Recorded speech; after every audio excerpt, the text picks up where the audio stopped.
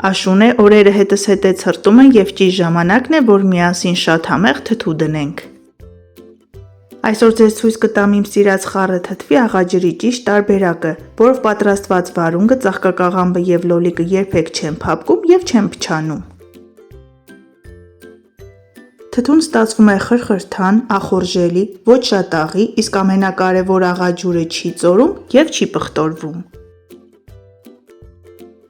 Իսկ թե ինչ լուծույթ պատրաստել իդեալական թթու ստանալու համար, մնացեք ինձ հետ և տեսանյութը դիտեք մինչև վերջ։ Վերցնում ենք խոշոր քարաղ, այն այս տեսակի թթուների համար հուսալի տարբերակ է։ 1 լիտր սառը ջրի համար վերցնում ենք 50 գրամ խոշոր աղ։ Սիրելիներս, եթե ձեռքի տակ շերք չկա, աղը կարող եք չափել ճաշի գդալով։ 1,5 ճաշի գդալ աղը մոտ 50-ից 52 գրամ է։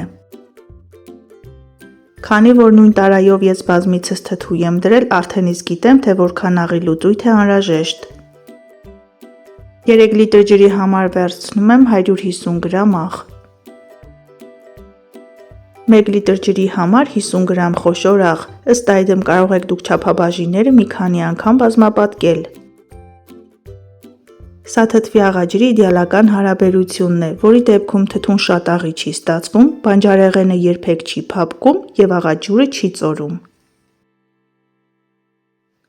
Իսկ դուք ինչ հարաբերակցությամբ եք պատրաստում թթվի աղաջուրը, շատ հետաքրքիր է, գրեք մեկնաբանություններում։ Քանի որ օգտագործում ենք քարաղ, հնարավոր է, որ նստված կառաջանա, որը պետք չէ ավելացնել թթվի վրա։ Մի լավ խառնում ենք, որպեսզի աղը ամբողջությամբ լուծվի և վերջ, աղաջուրը պատրաստ է։ Եթե չեք ցանկանում, որ աղաջուրը ծորա, թթու պատրաստելիս օգտագործեք ավելի շատ չոր կանաչիներ, քան թարմ կանաչիներ, սա ևս պարտադիր պայման է։ Իսկ թե ինչպես պատրաստել խրխրթան շատ համեղ թթու, ամբողջական տեսանյութը կտեղադրեմ մոտ 1 շաբաթից։ Թանկագիններս, եթե առաջին անգամ եք միացել հայկական խոհանոց ալիքին, խնդրում եմ բաժանորդագրվեք և սեղմեք զանգակ կոճակը։ Հայկական խոհանոց ալիքում ձեզ սպասվում են շատ համեղ և հետաքրքիր բաղադրատոմսեր։ Աղաջուրը լցնում ենք բանջարեղենի վրա, տարան դնում ենք սառը տեղ և սպասում ենք 7-ից 10 օր։ Աշնան ամիսներին խառը թթու ունենալը պարտադիր պայման է, այն համեղ է բոլոր տեսակի ուտեստների հետ։